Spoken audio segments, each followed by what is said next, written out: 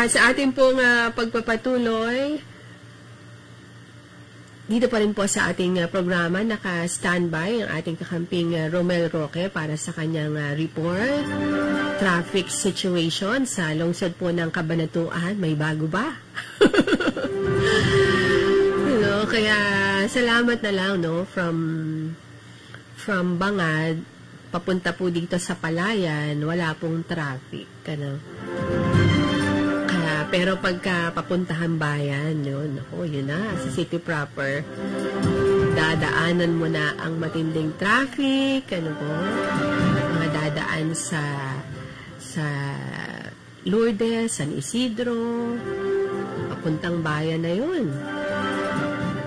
At nasa kabilang linya na po natin ang ating kakampi na si paring Romel Roque. Alamin natin kung may pagbabago na ba sa sitwasyon ng trapiko ngayon sa Cabanatuan City. Ngayong balik eskwela at balik na rin sa pagpasok sa opisina ang ating mga empleyado. Paring Romel, mapagpalang umaga sa iyo. Please come in.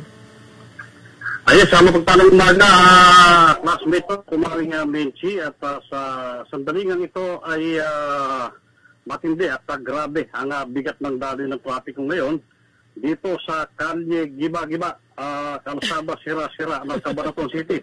Alam na, classmate pa kumare kung saan ito yung laging ginigiba taon-taon na kalsada ng Barangay Lourdes, ano? Mula sa may San Isidro, ay mabigat na yung daloy ng trapiko kumare ko, mula doon sa may San Isidro, sa may school, sa may Sangitan, doon sa may tulay ng Vergara Highway, ay talagang wala kang pag-asang makarating ng maaga sa Palayan kung magagaling ng Cabanatuan. Buti na lamang hindi ako dumadaan dyan.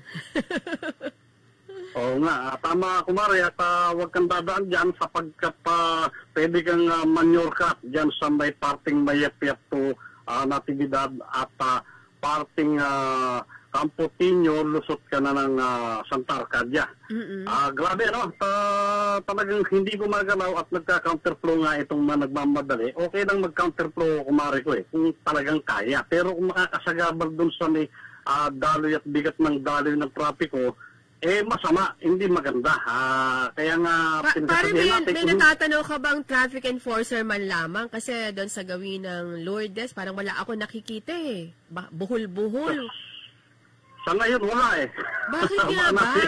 Baka nagpa-plug ceremony doon sa kanilang, alam mo na, himpilan. Pero dapat mas maaga meron talagang naka-assign na palagi dyan. Kasi araw-araw na yung traffic na yan no? Kawawa yung mga estudyante, yung mga pumapasok.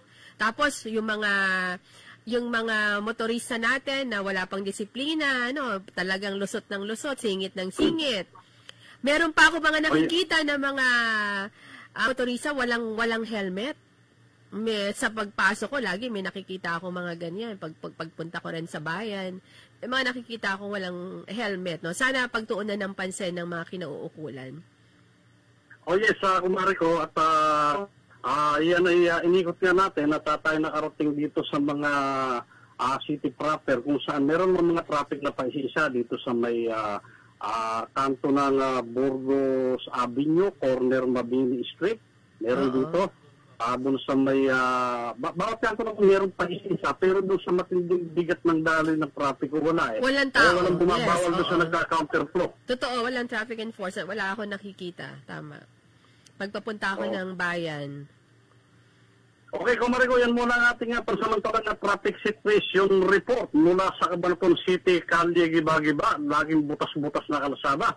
Ito pa rin si Romel Roque, nag-uulat sa mapagpalang umaga ng DWNE Teleradio, ang inyong kakampi. Thank you very much, ating kakamping Romel Roque, sa iyong report. Ang ating pong oras ay asa na ba yung ating oras?